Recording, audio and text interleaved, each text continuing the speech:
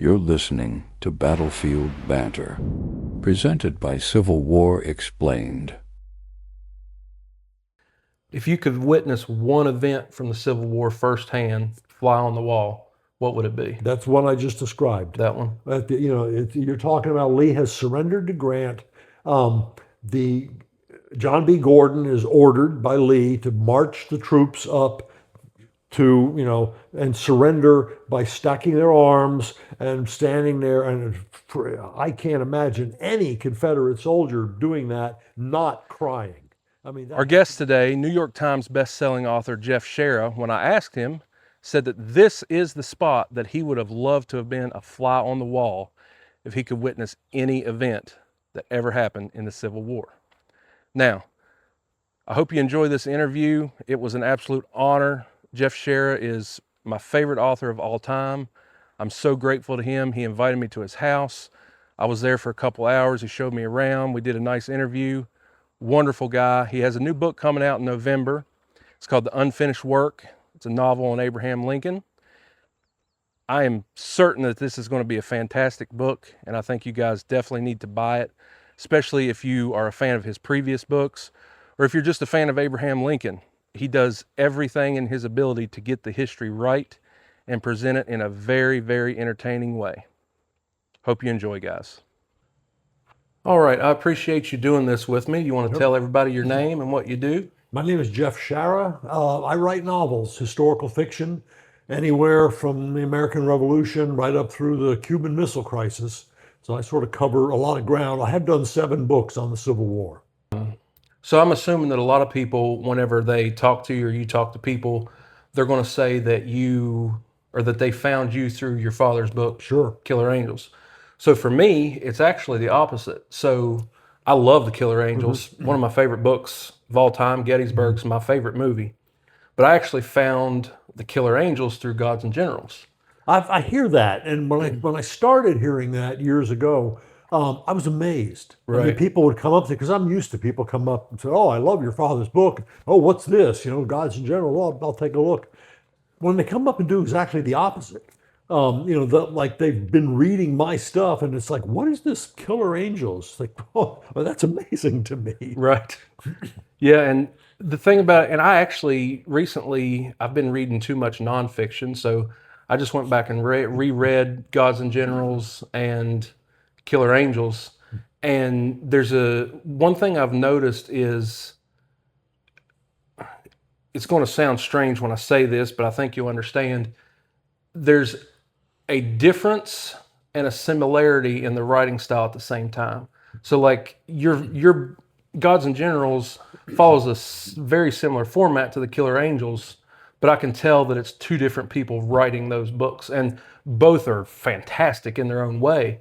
But I think you can tell that your father didn't write Gods and Generals and you didn't write Killer Angels. Well, some people would argue that, because I've actually had people. There was a reviewer in somewhere out in Texas when Gods and Generals came out, and in his review he said, "So what did this guy Jeff Shaara do? Take his father's manuscript and slap his own name on it, talking about Gods and Generals?" Right. I mean, that's a backhanded compliment in the worst way. But I mean, and I've heard that a lot. "Oh, I understand your father wrote Gods and Generals and you finished it." It's like, no. My father had been gone for a while, Right. before I even started that. And it was my sister who actually, when she read the manuscript of Gods and Generals, she said, "This is being written by the ghost of our father." Right. I mean, that's a pretty nice thing to hear. Absolutely. The first thing I did when I started working on Gods and Generals, the first day of research, the first thing I did, reread Killer Angels. This is the prequel. It's got to blend. It has to flow right into Killer Angels. So become even that much more familiar with it, so that I can, write the story that way, whether it's the characters or the setting or whatever. So, and also, I had no idea how to write. I'd never written anything before. Right. And, so I read Killer Angels thinking, well, this is the way it's got to be. And I definitely copied my father's format. In fact, I've done that in every book I've written. But the actual style of writing, you can't copy that. Right. You can copy it for 10 pages, but you're not going to copy it for a whole book. You run out of gas. Yeah. Because then it becomes all about style and there's no substance to the story. So, the fact that some people, and I've heard the word, I love the word, I've heard the word seamless, that you can go from, one to the other and it's seamless. That doesn't mean I'm copying my father's style. That just means that I write that way. Right. Maybe it's something I've inherited. I don't know. Well, and I think it kind of, a great example would be a singer. There's plenty of fathers and sons who are singers, and they have a similar style, but their voice isn't identical. And it's Right. it's the same way. Like, when you write a book, you have for lack of a better term, a voice. I mean, you're the way you write is different than the way the next person writes and the next person, and like I say, it's similar format to what your father did, because I've read a couple of his books as well. I've read For the Love of the Game. I love that book, and to me that book felt different than Killer Angels. That's because he wrote that book after his motorcycle accident. Okay. After his brain got pretty messed up. Right. So it's an entirely different kind of book. And I think it's one of those books that, like, I don't know that I've ever read a book that puts you inside a person's mind as well as that book. Like, I felt like I was that main character throughout the book. I've never seen the movie. I've only read the book. The movie's very different from. I'm in the movie. Okay. I have my 1 second of fame on the screen, but the movie adds things that the book doesn't have. Whether my father would have been happy about that, I don't know. But the movie's very different, and the movie's good. I like the movie a lot.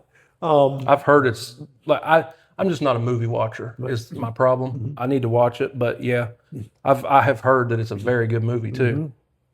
And I guess, throwing off of that, Gods and Generals. So in my research, I believe you said that you actually began writing Gods and Generals as a movie and not a book. Is that correct? Ron Maxwell and I, after Gettysburg came out, enormously successful, and Ron called me and said, Ted Turner wants to make more movies. Ted gets excited. So he wanted to make more Civil War films. Why don't we do before and after? Because Killer Angels is just Gettysburg. Right. The book covers 4 days. So let's go before and after. A lot of the same characters, tell the same kind of story that can be, that Ron can adapt for a screenplay. It was always about a screenplay. So we talked about this, and I said, I think this is something I'd like to try to do. I'd never written anything. I mean, I had no clue how to be a writer. I mean, Right. what do you do? I don't know. But we talked about the fact that if whatever I write is junk, it goes in the trash. I mean, nobody will ever see it. So there was no fear. I didn't have to worry about, people laughing at me or, whatever. Yeah, sure. So I started working on it. And when I finished the manuscript, I was talking to my father's editor in New York, my late father. And Killer Angels is now a #1 bestseller. So I'm talking to the editor at Random House, and I told her what I was doing. I said, I'm working on the prequel to the Killer Angels. And she said, oh, well, why don't you send us the manuscript? Okay, I sent the manuscript. The phone call I got back was, we don't care if it's a movie, we like the book, here's a contract. Wow. That changed that was September 1995. That changed my whole life. Wow. Yeah. I could imagine that. Well, the other part of the sort of postscript to that is I get and I'm sure every writer goes through this. I get copy #1 of Gods and Generals. They send it to me. And I'm holding this thing in my hands.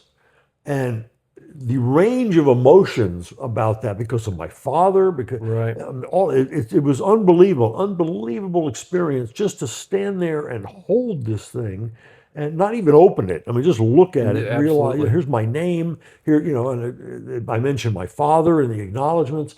That was an extraordinary experience.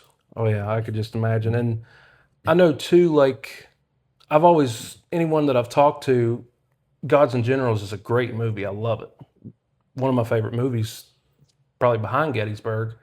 But one thing about, I think the book's way better than the movie because the movie basically cuts out part one of the entire book. I mean, there's what I think at the beginning of the book, I'm trying to think here, is the Stonewall Jackson scene. I believe that's still in part one of the book, but like Right. they kind of put that, yeah. So is that like, I'm assuming that's, a Hollywood thing, but like to me, that background of Hancock, of Jackson, of Lee, that's super important for the, It's super important, but the problem is it's super long. right. Yeah. And had they done this, and that was one of the big mistakes, and I think there's a lot of regret about this, had they done it as a TV miniseries, an 8-hour miniseries, they could have put the whole thing in. The problem Yeah. with that was Ted didn't want to do it. Ted wants to see it on the big screen. Right. And so 4 hours is the cutoff point. Yeah. But yeah, I mean, I know what you mean. There are a lot of scenes that I thought were really good scenes in the book that just never made it. Well, and one scene in particular that I love because I have a personal connection to it, the scene where Jackson is going to visit his mother's grave. And, he goes into the store and there's like Yeah. the drunk guy and he's seeing, So where his mother's grave is about 30 minutes from where I live. Yep. So I thought, I've always liked that scene. No, I mean, I found out, I was on the set quite a bit, and I mean, what I found out in Hollywood, it's the author's job to stay out of the way. I mean, I would offer suggestions or I would offer corrections. As, oh, you're mispronouncing that or something, and they would say, "Oh, thank you very much, appreciate that," and then they'd go on and do exactly what they were doing. Yeah. So once I realized that was the case, like, okay, there's nothing, this is supposed to be my movie. But when I saw the screening, the 6-hour unedited version in a screening room in Hollywood, I realized this is not my movie. It's not my book, and that was a pill to swallow Right. because I expected. Gettysburg is 90% of the Killer Angels. I mean, it is like word for word in so many parts, and Gods and Generals is not. And that I had to sort of, like I say, I had to swallow hard. Just off the top of my head, and there's probably more, but the only scene that I can really think of that's kind of altered in Gettysburg is the opening scene with Harrison. It's a little different. Right. But beyond that, I mean, like I said, I'm sure there's small things here and there, but that's really the only thing that I can think of that's different. Well, I can tell you one thing, and it was Ron Maxwell's tribute to my father. There's the scene where Chamberlain and Buster Kilrain are sitting under the tree, and they're talking. The troops have just discovered the escaped slave, and so the two of them are talking, and they're saying, and Chamberlain, as he does, talks idealistically about how there's the peace of the angel in all men and all this stuff, and it's Kilrain who says, well, if man's an angel, he's a killer angel. That's not in the book. Right. That's Ron Maxwell's tribute to my father, to put the title in the movie. That's neat. Yeah. So now with Gods and Generals, did you write it as a movie script, then transition that into a book, or you wrote it as a book and then? I don't know. I mean, I didn't know how to write a book when I started. I definitely didn't know how to write a screenplay. Right. And I've done a couple of those since. And it's a whole different animal. I mean, it's a completely different process. You have to stop and start 10 times a page. I mean, you have to literally, start the scene, describe the scene, dialogue, end of scene. And you go, and there's a tedium to that. I mean, it's not fun writing. It's very technical writing. I'd much rather be writing novels. And I've been involved with Stephen Lang, and I have collaborated on a screenplay. That's great. And it's a different thing to do, but it's not writing a novel. Right. Yeah, I could imagine. So obviously we've mentioned your father, Michael Shaara. What is the biggest thing that he taught you about telling a story? Not necessarily writing, but telling a story. Well, that's actually, it's good you use that word, because I got the lessons from him that he would teach his creative writing students at Florida State. And I sat in on some of those classes. And one of the first things he would tell them is this: the same thing journalism people learn when they're learning how to write a newspaper story. Show it, don't tell it.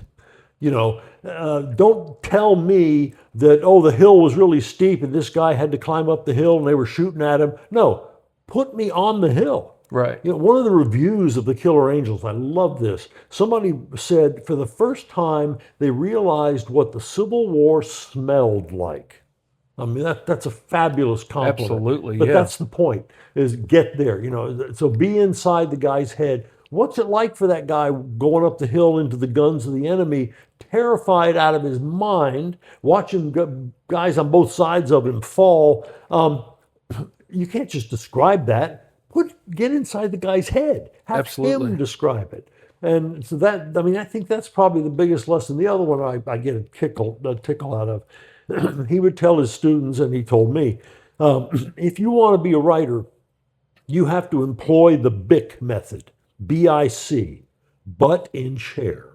If you don't sit down, and I've talked to writers who bellyache and gripe, and because, oh, I can't, this and that and the other, and they're sitting in a bar. It's like, go home and sit in your chair and see what happens. Right. And, that's kind of a funny one, but the point is, my father did not avoid writer's block. He suffered from writer's block. I have not. I've been very fortunate.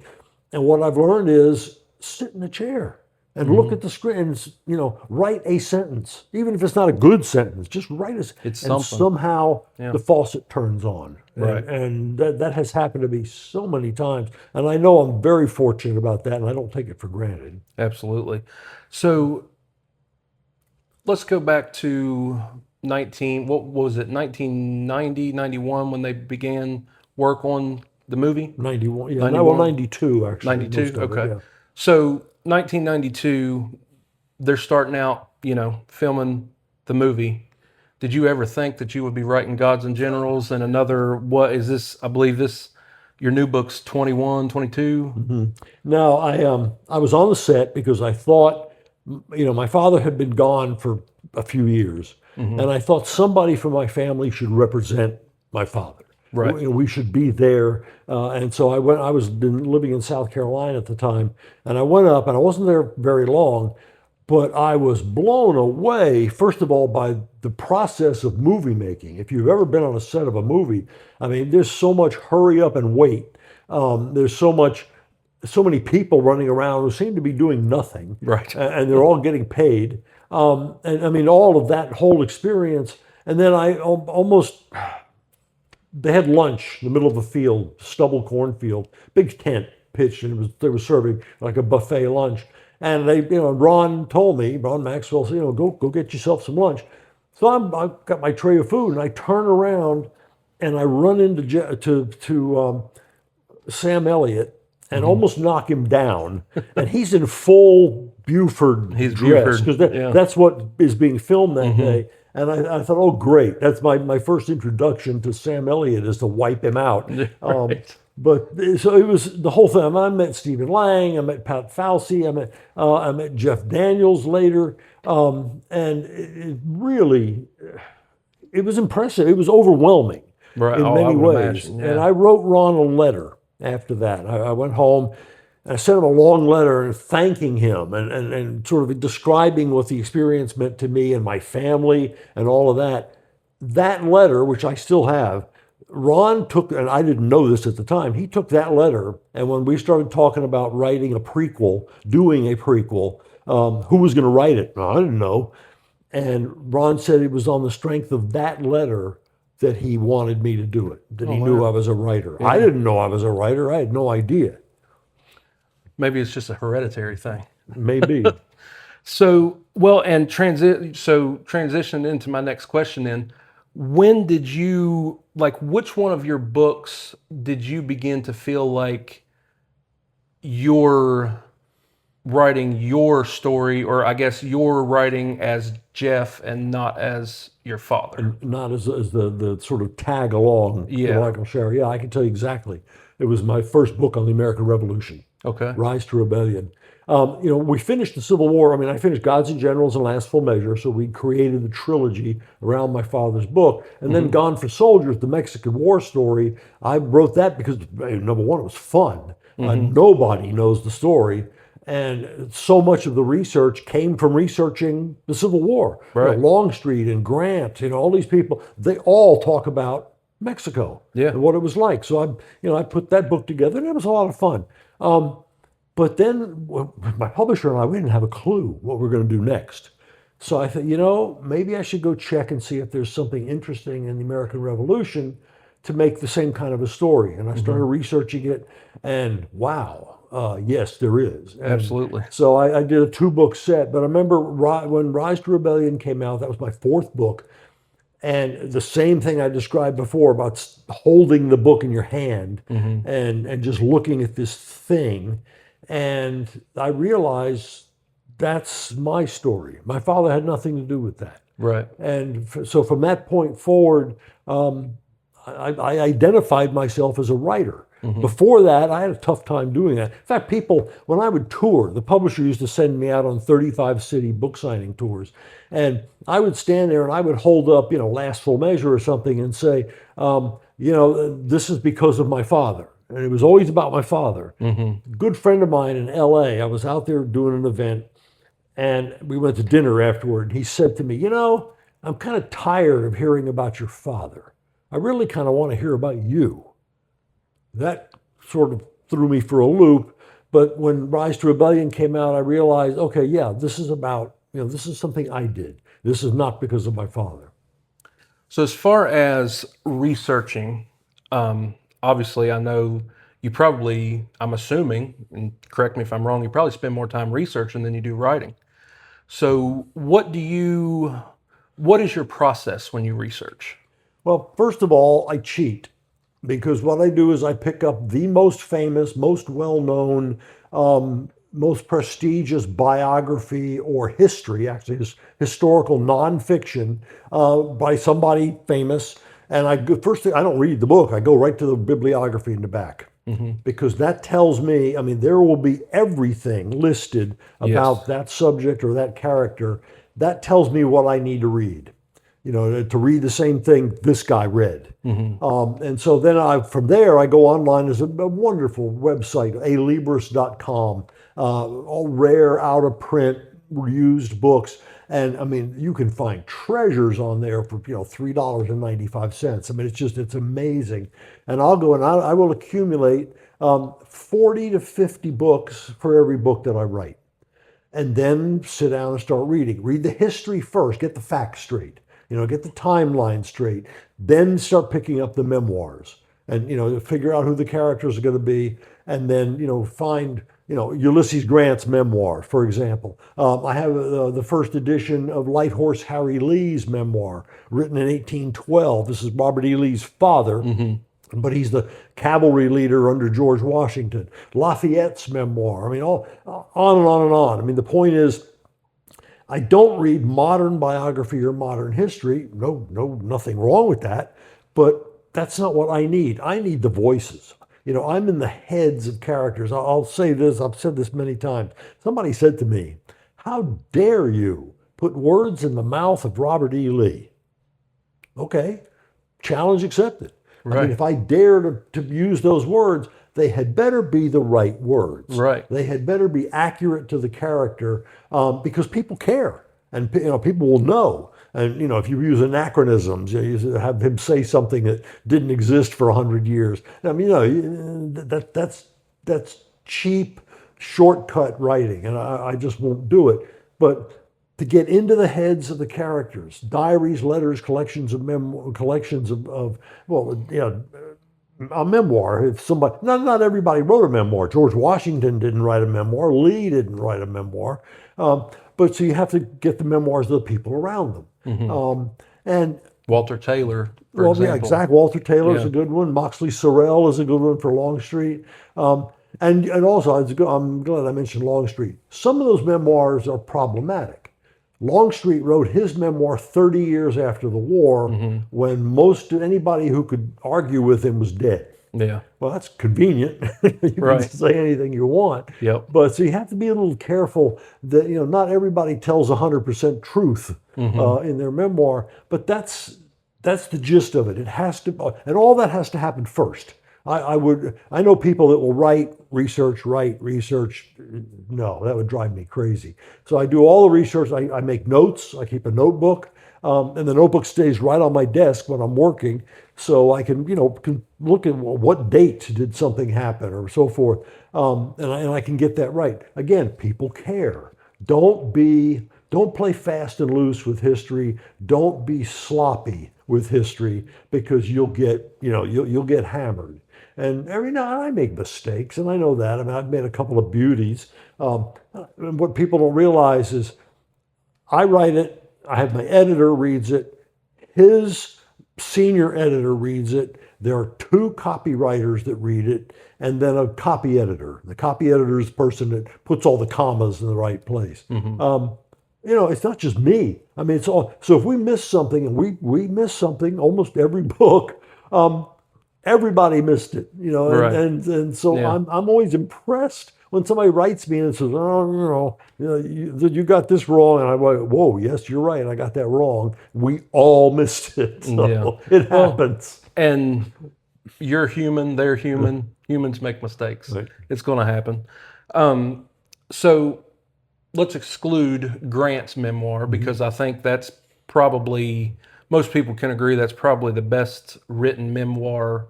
By a U.S. president. Yes, absolutely. Who knew the Grant could write? Right, That's right. exactly.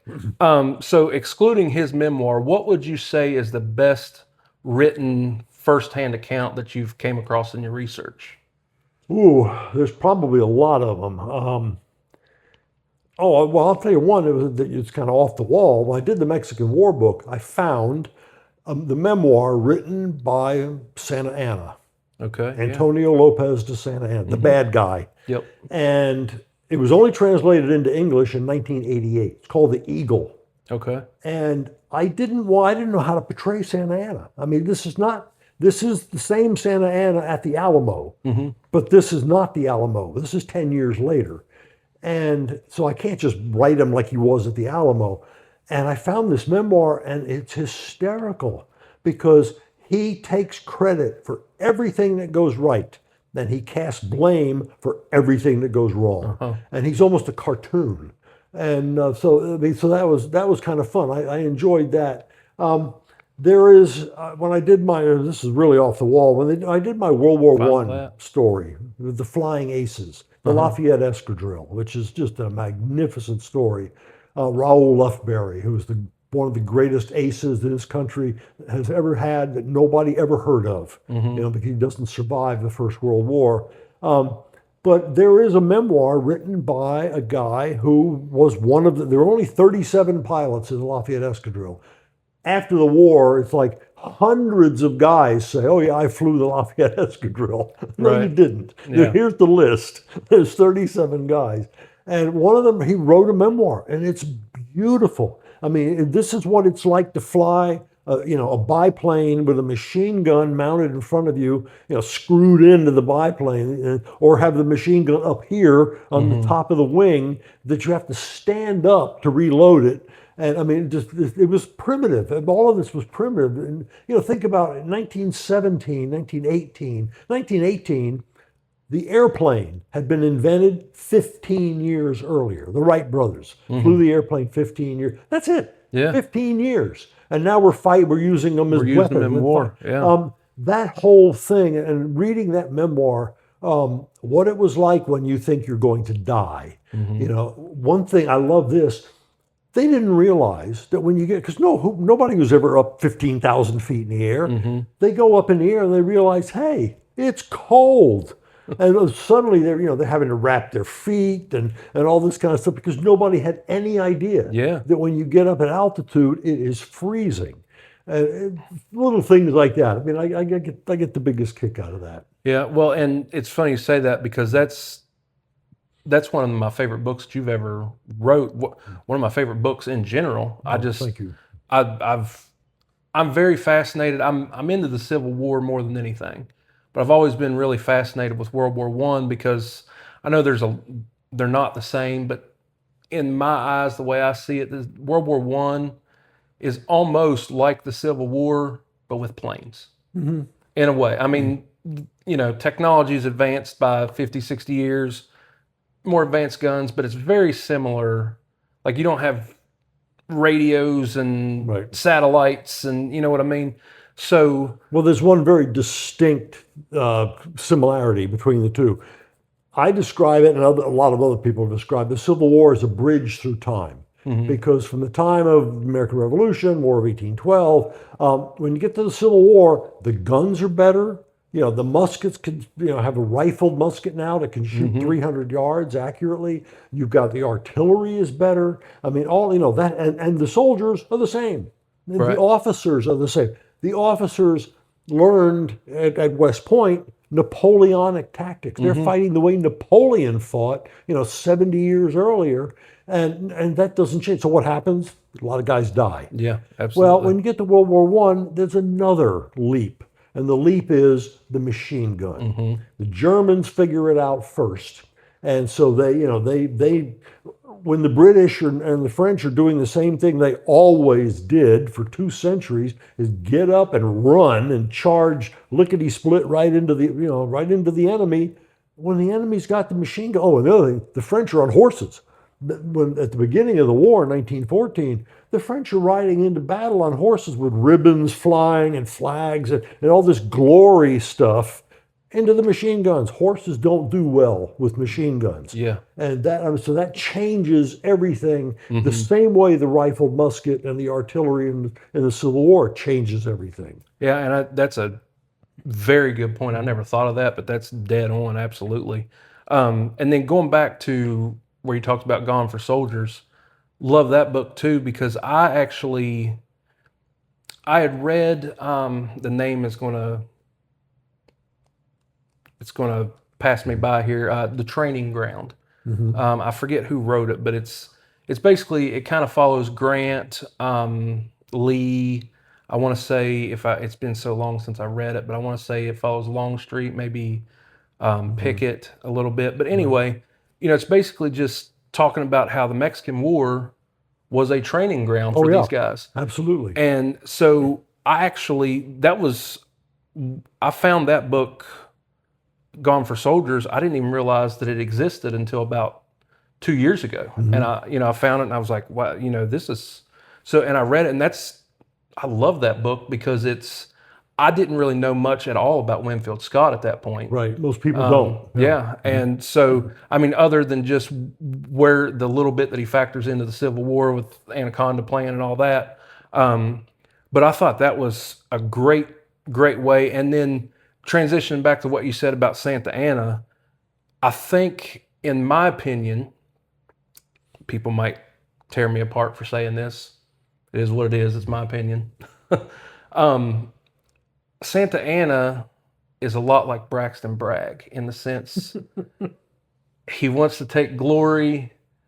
He doesn't want to trust anyone. And when something goes wrong, he wants to blame everybody else. Yeah, you know what I mean? That's a good comparison.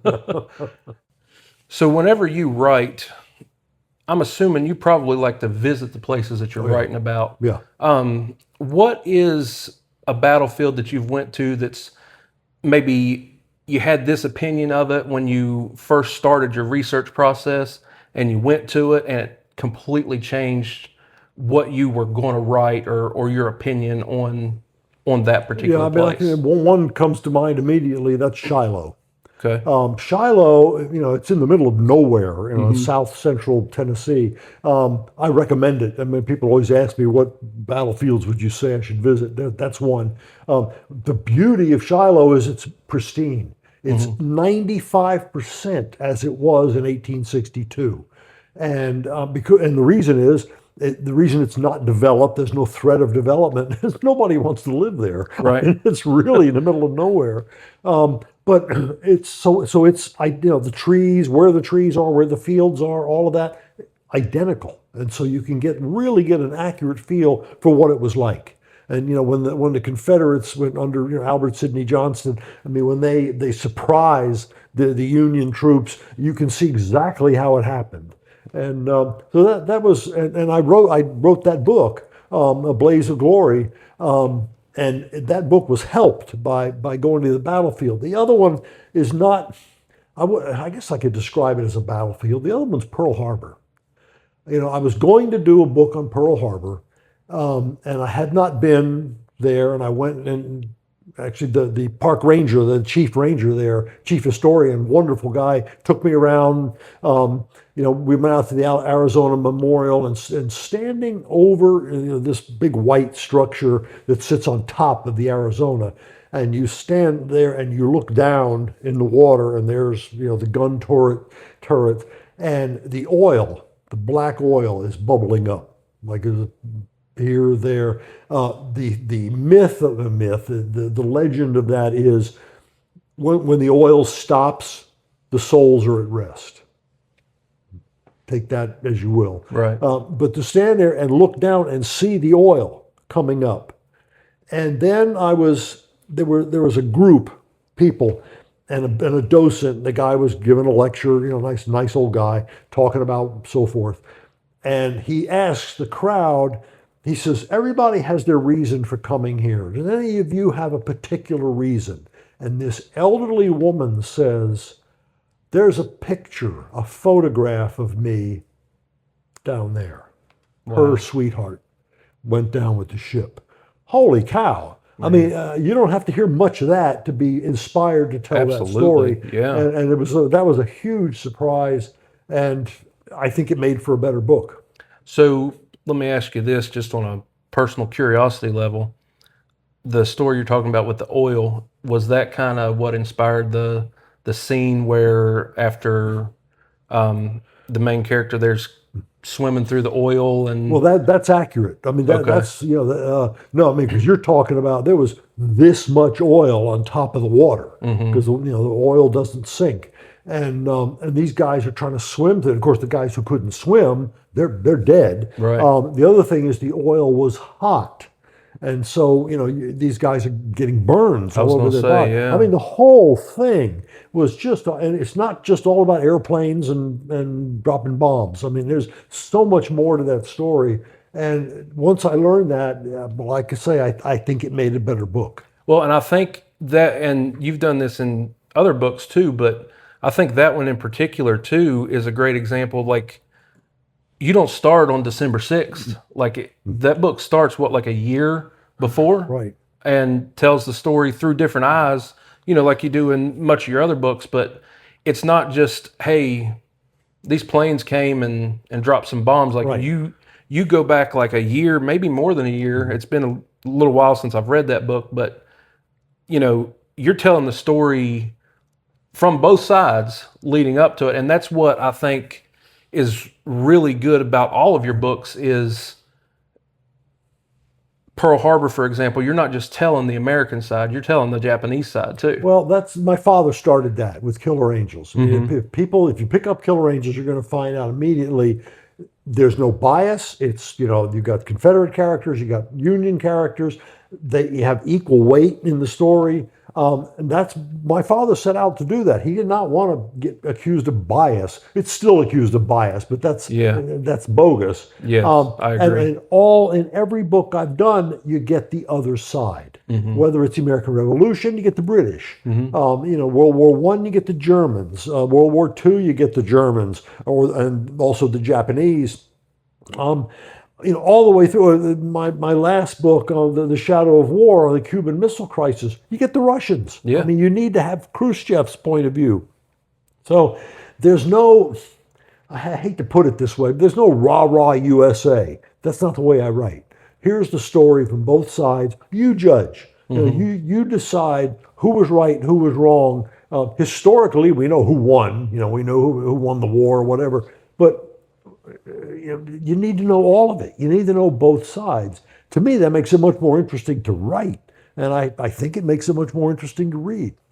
So just on a personal level, the character in The Shadow of War, the teacher from Florida, I think I have an idea of who that character is inspired by. Joseph Russo and his family, there's a boy and a younger girl and his wife. They live in Tallahassee, Florida. That's me. I was the boy. I did that purposely because, first of all, you can't just tell a story like that just from the top, just from Kennedy and Khrushchev and all of that. You need to know who's being impacted by this. What kind of terror is there that there's going to be a nuclear holocaust? And so there is the family, and I patterned it after my father's family. First of all, Russo is my great grandmother's maiden name. Okay. It's like, why not? But those memories, I mean, what happens to that family, those are my memories. Right. That's the only time I've ever been able to put myself in a book, which I got a big kick out of. And my father too, for that matter. But everything that happens, I mean, people of a certain age will remember the Jackie Gleason show, and they'll remember Walter Cronkite giving the news and Kennedy's speech to the country. The fallout shelter being built by the idiot down the street. He's got his rifle. He's going to make sure nobody gets in his fallout shelter. And that's a whole separate story of how dumb fallout shelters were. And the other thing which happened to me and my sister, you go to school, in the school. Okay, students, get under your desk, and we're going to close the curtains, and that will protect us from a nuclear holocaust. I have always said that. Duck and cover. What is getting under a desk and closing the blinds going to do to protect you from a nucler bomb? It was all psychological. It was to make you feel like you were being protected. But the stupidity of that was amazing. The reason I was happy to do that in Tallahassee, this is before there was interstate highway, I-75, it goes down the middle of Florida. This is before that was built. You had Route 19 and Route 27 going through Tallahassee, heading south. The convoys of trucks, the deuce and a halves, full of troops going south, non-stop, whether it was Key West or Tampa or Orlando or Miami, wherever they were going. And it was, I can remember, 24 hours a day. They were rolling south. And of course, when you're watching that or hearing that, it's like, obviously something's going on. But to experience that, that's the fear. My mother's going out in the field to work. She's a social worker. She's going out in the field. And my father's like, if something happens, we're not going to be able to find you. And little concerns like that were major concerns back then. Makes sense. Now, so that kind of transitions me into my next question, is about the way you write historical figures and characters. So, for example, A Blaze of Glory, and it goes through Chain of Thunder and what's the last Smoke at Dawn. Mm-hmm. So you've got Private Bauer. Eventually, I think, if I'm remembering right, becomes Captain Bauer, I think. Mm-hmm. I'm assuming that's probably not a real person, but maybe based on a real person. Or when you get down to that level, I guess what I'm asking is, obviously Grant is a real person and Hancock is a real person, but is Private Bauer a real person? Is he based on a real person? Are you basing him on a collection of people? What's that process? Yeah, I get asked that a lot. What my father did with Killer Angels is he tells the story from the top down. Mm-hmm. It's all the generals, so it's the real guys. Mm-hmm. I did the same thing until I got to World War I. And I realized in World War I, where are the generals? They're back there. Mm-hmm. They're 10 miles away. You need to tell that story. The kid out there with the Springfield or Enfield in his hands, facing the Germans with the machine guns. You need that story because that's the real story. Absolutely. And then from then on, I did it in every book. Even when I went back to the Civil War, what you're describing, when I went back to the Civil War in the West, it's not just the generals. You've got that guy out in the field. Dutchie Bauer is a composite character. Okay. And it's all now. What I'm always quick to say that whatever happened to Dutchie happened. It's real. It just may not have happened to one guy. Right. It's awfully hard to find that single character who's everywhere I need him to be to tell the story. And so I do create composite characters. What's nice is when people can't tell the difference. Right. Then I know I'm doing my job. You know, the fact that you have to ask the question, you know, is Bauer a real character? You know, well, yeah, he's a composite. And that's what I was going to say. Like, out of all, I've read every book you've written, and out of all of your books, I think he's my favorite character, just because you can follow him from the time he starts all the way through to where, and I don't want to spoil it for someone who hasn't read it that wants to, but to where he is out of the war. Right. And just to see that it's not an evolution of a character in one book, it's an evolution of a character throughout the war. And I think that's what really draws me to that character in particular. And each book, and I have to say this in my own defense, each book individually, that character evolves a little as well. Absolutely. Because people have always asked me this, you know, if there's a series of 4 books on the war in the West, do I have to read all 4 of them, or do I have to read them in order? It's like every book, hopefully, every book I've written stands alone. You can read it, you know, it stands alone. I will say, it's kind of a cool thing. When I did my Korea book, about the Marines at the Chosin Reservoir. I mean, you've got guys, again, at the top, you know, you got O.P. Smith commanding the 1st Marine Division, you got MacArthur, and then the Chinese commanders. But there is, you know, again, there's the private. I mean, there's the guy, the Marine, walking with the Garand, the M1 in his hands. And I had a Marine veteran sit in my living room for about 2 hours and tell me, he said to me, ask me anything you want, just don't ask me about my friends. Fair enough.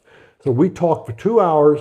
He told me all kind, and he was there. He was a machine gunner on Fox Hill. I mean, he was right there. And I learned so many things from this guy. And so the character who's in the story is him. I mean, it's a different name and so forth. The book came out, and again, that copy number 1 I've talked about, they sent me. There was a kind of a memorial service for him. I mean, he was alive, but at the VFW post in Gettysburg. Okay. And they had a nice luncheon, and I presented him copy number 1 of the book, and I have a picture of that. And I mean, a very emotional thing, and it was very cool. About 3 months later, he was dead. And I mean, that's what happened. These guys are gone, it was tough because I realized as I go around the country talking about this guy that you know what he did. I don't want anybody to forget what he did. Absolutely. And one of the things he told me, just you know, little example. I mean, first of all, the guy was hobbled. He limped badly. Had a tough time getting from his car into my driveway. Frostbite. I mean, the frostbite from Korea that plagued him his whole life. And he told me that what they did when they were flying the guys out finally, when they could get the helicopters in, when the Chinese were back out of the way, the medics, the corpsmen, had no choice but to wrap feet with straw, rice straw. The doctors had the wisdom to gather up rice straw as they were marching up the hill, and they used that, but that's all they used for these guys' feet. And, you know, Eugene Peep Sanders, this guy's name. And he told me this, all about how he laid there in a pile with a bunch of other guys with his feet wrapped in straw, which did no good, basically. Yeah. And he suffered his whole life. Well, I wrote a obituary for him. And in the obituary, the last thing I said was, for the first time in 65 years, his feet don't hurt. And you know that was tough stuff. But I mean, so here's one character who can be there. You know, who isn't. I don't have to make a composite. And every now and then that happens. It's a wonderful thing when it does. Well, and what better way to base a character than to have him sitting in your living room? I mean, the only way you could get any better than that is being there yourself. Yeah, that's right. I mean, honestly.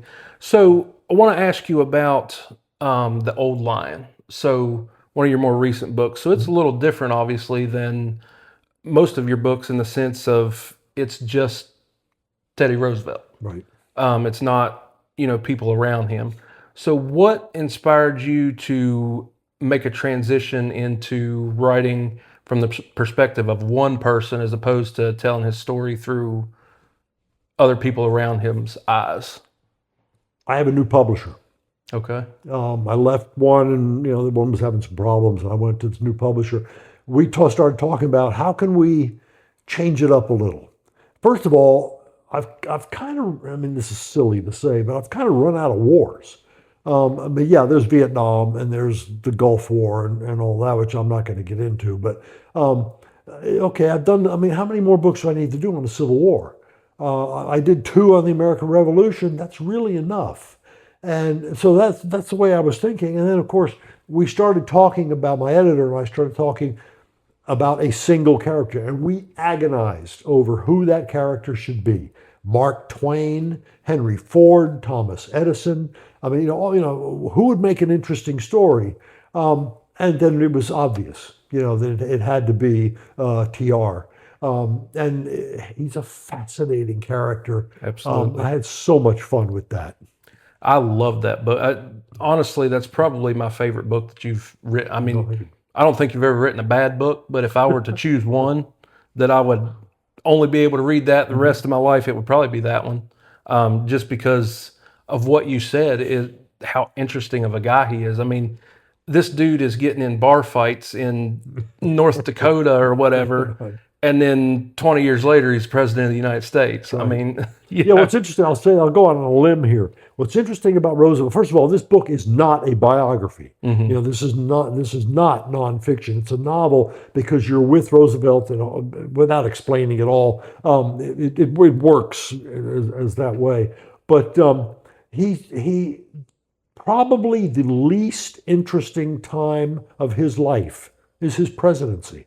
I mean, yeah. And that's not to say, he gets awarded a Nobel Peace Prize. He stops a war between the Russians and the Japanese, the Panama Canal. So the big stuff happens. Yeah. But the rest of his life is so much more interesting. And that was really fun to put that together. I thought it was very interesting about his trip to South America. Mm-hmm. That's after he was president. Yep. And actually, as he's sort of on his way downhill physically, mm-hmm. Yeah, that was something he should not have done. Mm-hmm. And he nearly died from doing it. As his son, who goes with him, also nearly dies. That's a great story. So that kind of brings me to your new book coming up. The Unfinished Work is, I believe, the title, on Abraham Lincoln. So can you tell me what inspired you to write that book in particular?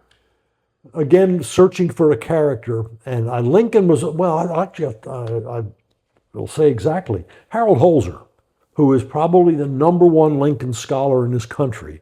He's a good friend. I was in New York when he was awarded the Lincoln Prize, and I went to the celebration of it, a little cocktail party and all that. And we're talking, and he says to me, "You need to write a novel about Lincoln.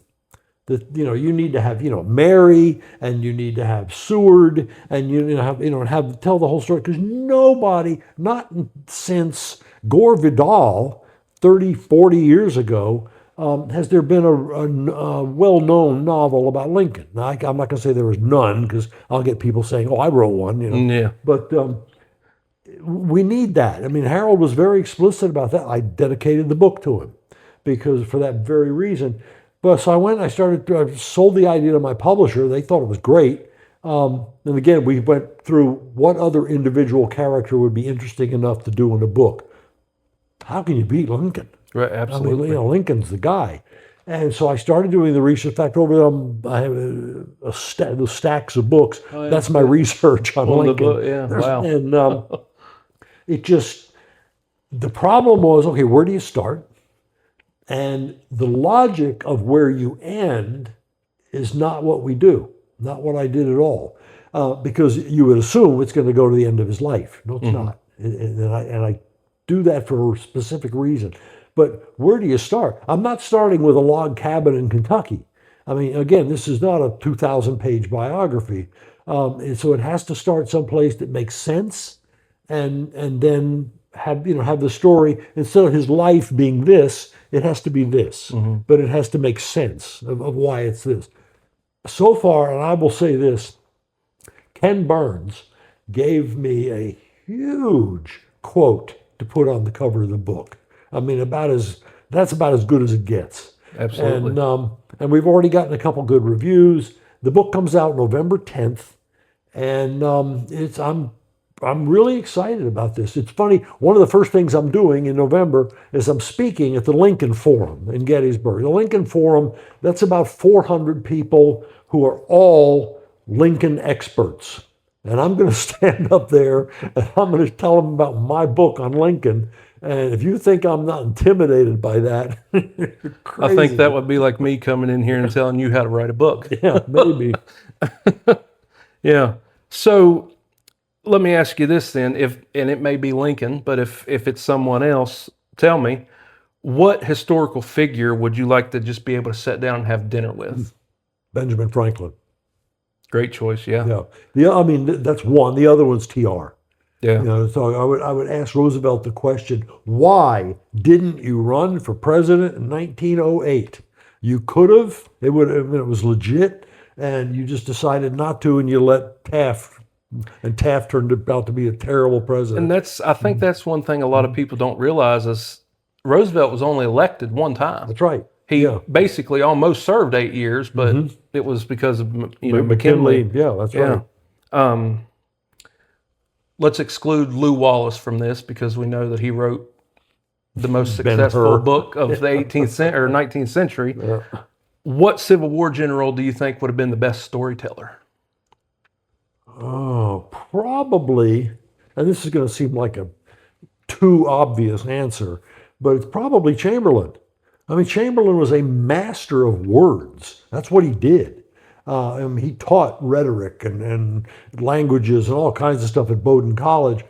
And he did write a book, The Passing of the Armies, which is a really, really good book, a memoir. Basically, it's not about Gettysburg, it's about Appomattox, leading up to the end of the war. And in fact, the passing of the armies is the Confederates and the Union, John B. Gordon leading his men up the hill, stacking their arms in front of the Union soldiers led by Chamberlain. And I mean, we talk about an emotional moment in American history. Holy cow. And he writes that story. So, I mean, offhand, I can't really think of anybody else that would compare. I'm sure there's a lot of them. And I'm sure obviously I have Chamberlain. I've written about him. My father wrote about him, so he's a presence, right, in my life. But offhand, I can't think of anybody better. If you could witness one event from the Civil War firsthand, fly on the wall, what would it be? That's one I just described. That one. You're talking about Lee has surrendered to Grant. The John B. Gordon is ordered by Lee to march the troops up to, and surrender by stacking their arms and standing there. And I can't imagine any Confederate soldier doing that, not crying. I mean, that has to be an incredible moment. And then on the other side, and of course, what makes it emotional for the Union guys is not just that the war's over. It's that what Chamberlain does, sitting on his horse, is he puts his sword down to his boot. And that's the soldier's salute. And Gordon, right across from him, does the same thing. What a moment. Holy Absolutely. cow. Yeah. I mean, that's Jeff Daniels. I talked to Jeff Daniels and we were talking about filming Last Full Measure. He was the most upset of anybody that Last Full Measure was not going to be made because of that scene.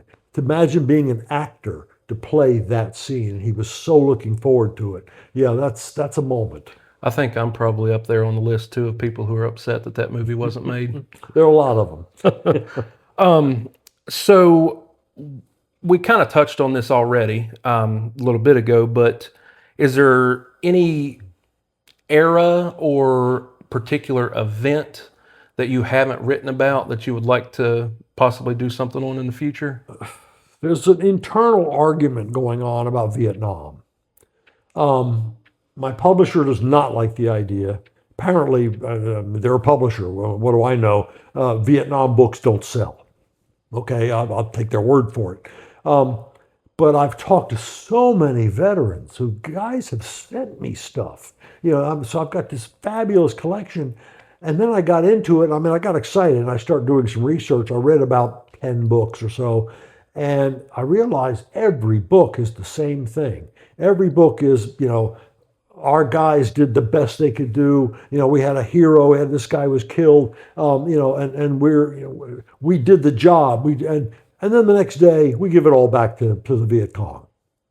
And when I started reading that, I started talking to these vets and saying that this is sort of a problem, because nobody wants to read that. Nobody wants to, see the futility of what it's like for these troops. And guys started agreeing with me. He said, "Yeah, you're kind of right. That it really was not yeah, they were heroes like crazy. They were Medal of Honor recipients and all this stuff, but they weren't allowed to do anything." Mm-hmm. And then the problem with the drugs, which has never been really talked about, the heroin addicts, including the nurses. I mean, I've got 2 memoirs written by nurses who were there. These poor women are dealing with 18-year-old kids with their guts blown apart, and every day, Mm-hmm. and they can't cope. I mean, how do you deal with that? Absolutely. And yeah. so they were on drugs, and it's like, my God. So and we sort of summed it up where if you were there, why would you want to read about it again? Yeah. If you weren't there, why would you want to read about it? I mean, it's a difficult situation, and maybe one day I'll do it. But the guys who have pushed me to do it, when we actually talk about it, they say, "Yeah, you're probably right." So we'll see. So you've written about almost every historical war that our country's had. I would say you have written about every historical war. What do you want your readers, and especially the younger generation that may not know so much about the history, what do you want them to take away from a book of yours that they read? History is not taught in schools very well anymore.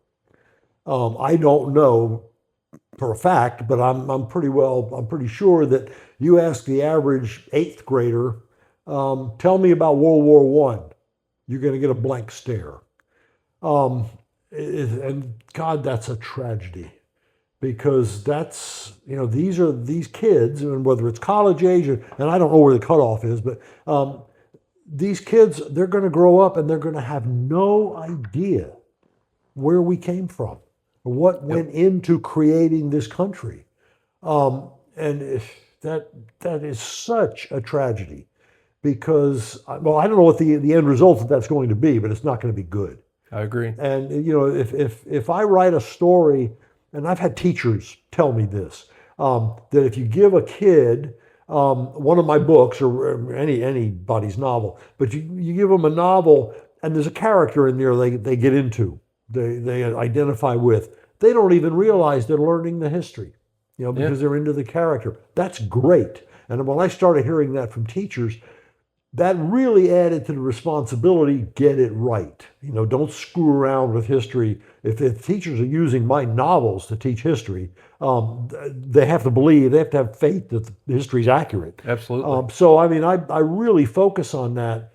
But the fact that so many kids are growing up with zero knowledge of the important parts of our history, I don't know how you fix that. I mean, I don't know how that changes. It could be that a lot of the teachers are not aware. And so how would a teacher teach something? How would a teacher teach much about, the War of 1812 or the Spanish-American War if they've never heard of it themselves? Absolutely. So that bodes ill for the future. And I'll say that a lot of teachers now are pretty, close in. The majority of the workforce, I guess, in the teaching industry is 5 to 10 years either way, around my age. So I can kind of put myself in the shoes of what those teachers would have learned, because in high school and even before, I didn't know what the Spanish-American War was until I researched it on my own. We never once covered the Spanish-American War in high school. Cuban Missile Crisis. Same way. I've heard some, what's that? And I have to explain, it was not ancient history, it's 1962. Yeah. And people just look at you with a blank stare. And I don't know what to do about that. Absolutely. Well, Jeff, I greatly appreciate you doing this interview, and let everybody know where they can find your books and where they can get your new book. Well, first of all, the new book will be out November 10th. And it'll be available everywhere. I encourage people, if you want to get an autographed book, not everybody does, and I understand that, but just go to my website, jeffshaara.com, and I have all my stuff in there, hardcovers, paperbacks, and I autograph. And by the way, it is me. It's not, people are so cynical that they think it's like a third party fulfillment center or something. No. You don't have your own Amazon warehouse out here? I sign the books, I package the books, I take them to the post office. So it really is me. So that's jeffshaara.com. If you don't care about an autograph, Amazon will have everything. They've been very good to me, and if Barnes and Noble, if you've got one of those in your town, you'll find my stuff there. But it's not difficult to find, which I'm very happy to say. Perfect. Thanks again for doing the interview with me here. And again, make sure you get that book. And if you're into history, make sure you look at his previous books as well. They're all great.